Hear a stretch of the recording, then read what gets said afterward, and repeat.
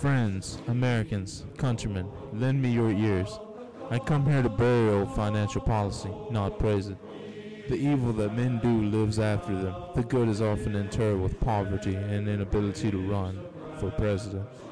So let it be with old financial policy. The noble government hath told you the old policy was honorable. If so, then I am at fault, and grievously shall I answer. But I shall tell you, I have a dream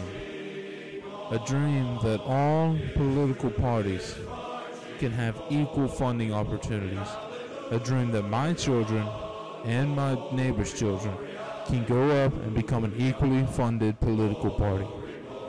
20 years ago, funding was unavailable, and that must change. People may not remember what we said here, but they can never forget the reform they did here. Give me reform or give me death. We, the people of the United States of America, must act now. We reform, therefore we are. Shall I compare reform to a summer's day? Thou art more temperate and more tolerant, my friends, comrades. We ask not what reform can do for us, but what we can do for reform.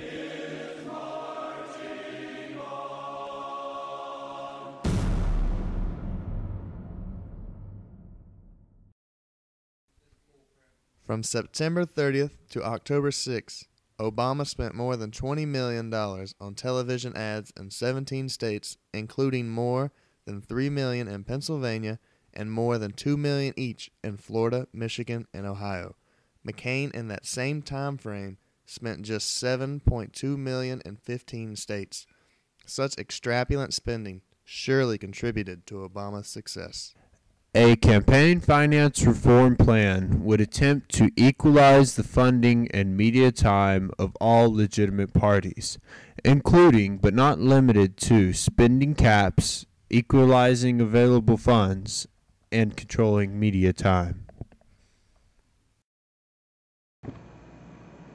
A nationwide campaign finance reform would allow smaller, legitimate parties who are financially challenged to be more active in the government and would actually give them a fighting chance for the presidency.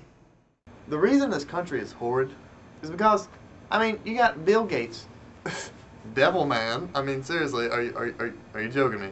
Making the devil on some contraption called a computer. I guess it's devil.com probably is where Bill Gates lives.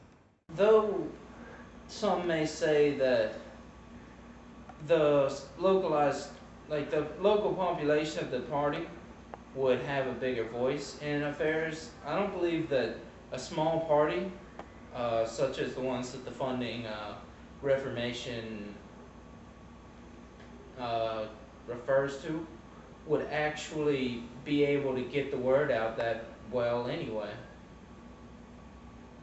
And even if they did, I doubt that many people would take them seriously, being as what they are, a small party. Have lost the trust of the American people. That trust can't be regained unless we adopt some fundamental reforms. We need campaign finance reform because there is no greater cause than America. As a political scientist, I don't see how this campaign funding reformation would, in the end, benefit anyone. If reform was to come to America in the Amish style, there would be less of this economy problems because, in Amish terms, money doesn't exist. We trade you our wife for a little bit of butter. And then at the end of the week when you're out of butter, or wait, when I'm out of butter, either way, you're going to give me my wife back at the end of the week. So it's actually a great system. If we reform the way of government the way it is now, that means my terrorist friends like my friends like Barack Obama will not be able to win the presidency.